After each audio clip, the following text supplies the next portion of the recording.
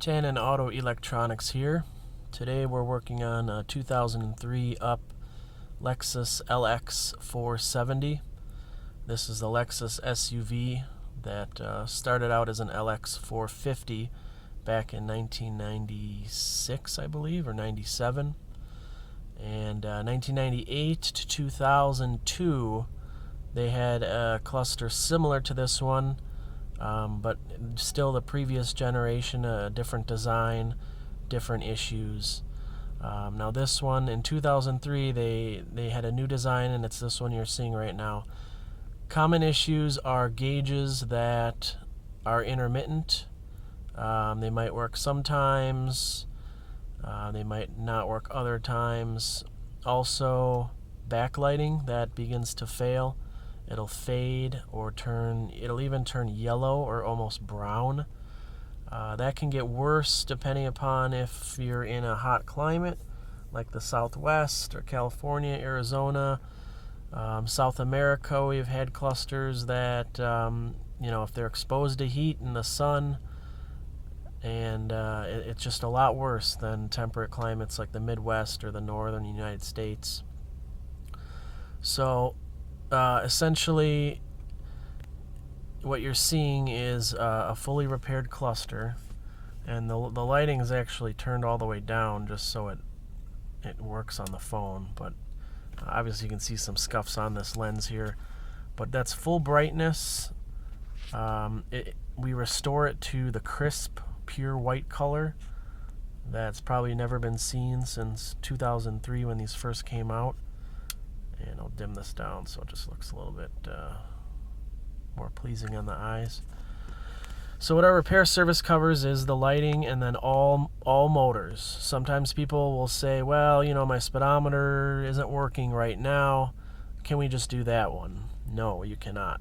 Because once we take it apart and start working on it and put everything back together after we repair your speedometer that you wanted fixed, then you'll give us a call in 2 weeks and you'll tell us that your tachometer or your fuel gauge doesn't work or another gauge, and we have to repeat the whole process over. So we don't do half repairs. We repair everything in a cluster 100%, so you will not have any problems in the future.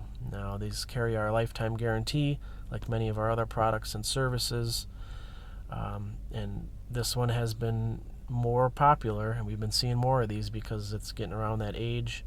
The 03s now are 13, 14 years old, and then 04, 05, 06, 07, they're all prone to the same issues.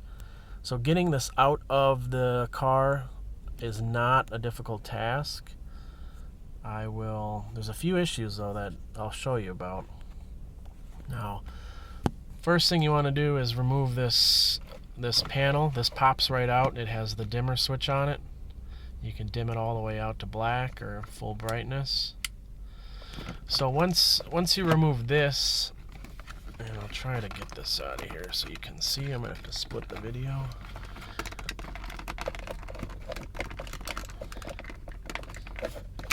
Yeah.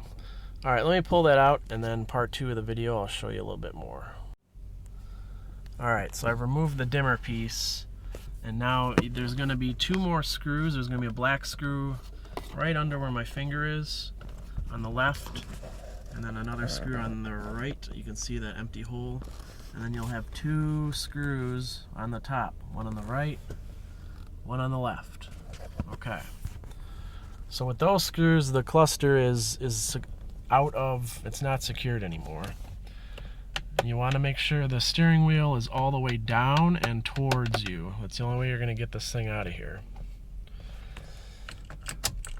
Now, you got to be careful, because when you take the key out, the steering wheel goes back in, and if you have a cluster halfway out, it'll crush the cluster, and you might crack. Even if you just take the key out, you don't turn it or anything. All right. Now these 2 screws right here, these are similar with any 04 and up Lexus. The GX 470s are the same way. For some reason, the wiring harness clip is locked into the dashboard. It doesn't clip into the cluster. So when you loosen these screws, you're loosening the harness, not the cluster from the dashboard. And another thing is, let me show you this. Some people have put these back in their cars, and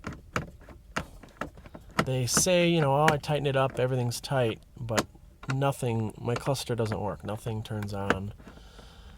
And I'll show you what happens. And that's all it has to do. Whoops. It all has to do with these two screws. You can use a drill if you want to, but now once that's loose, technically the cluster plug is still in the cluster, but it's not, nothing's holding it in. So let me loosen this other one here. Moral of the story is, if you do not screw these in after you push the cluster into place, the harness is not going to engage the cluster, and even though it seems like the cluster is installed correctly, you're not going to have any power. Your cluster's not going to turn on or do anything. It's kind of tricky to get out of here too. So let me get this popped out, and then the next part I'll show you what it looks like behind the cluster. Alright, so now we have, you'll see the connectors back there. We have them removed and the cluster's out, and now the wheel's all the way out, and it comes straight out and then just straight up. And then to put it back in, you just drop it down, and then it'll fit right back in where it came from.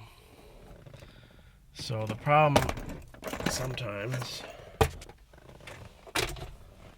is that these will pop out of the dash because they're just, these should be locked in here like that, and then the cluster itself screws into that. So if your cluster's not in all the way and your screw's not tight and these aren't in the cluster, your cluster's not going to turn on, it might not work. So before you ever put it back in, make sure these are snapped in where they're supposed to be, and then you drop the cluster in and then tighten up the screws, make sure the cluster turns on, everything works, and then complete the assembly. Put the screw back up here, and then down in those corners. So that's it. Just the important thing to remember is the steering wheel. It'll move if you take the key out, and then it could crush the cluster and break the plastic.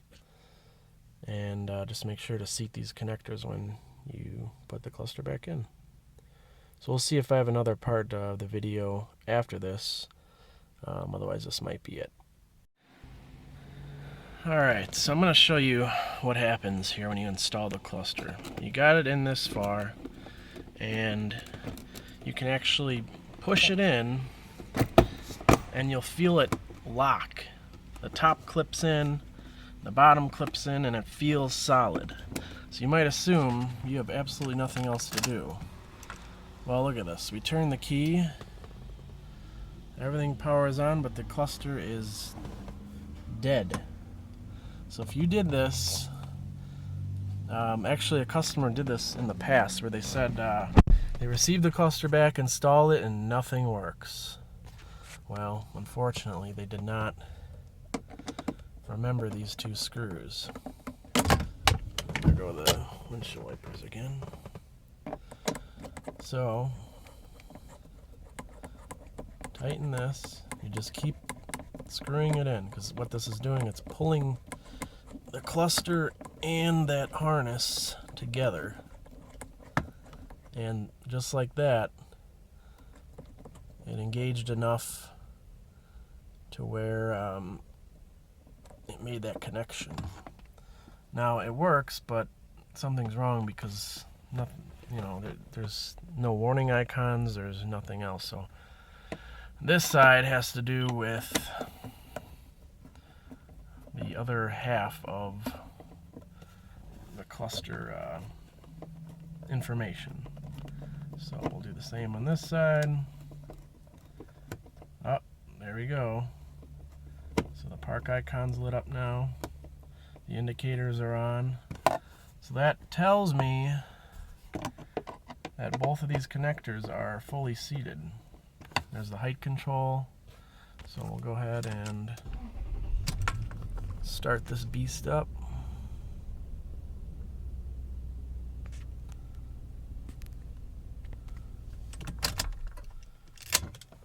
And there goes the steering wheel.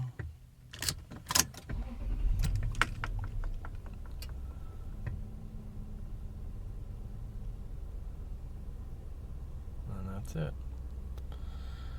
So that's the end of it. Now you can put in your 2 screws, just the final mounting screws, and then you're done.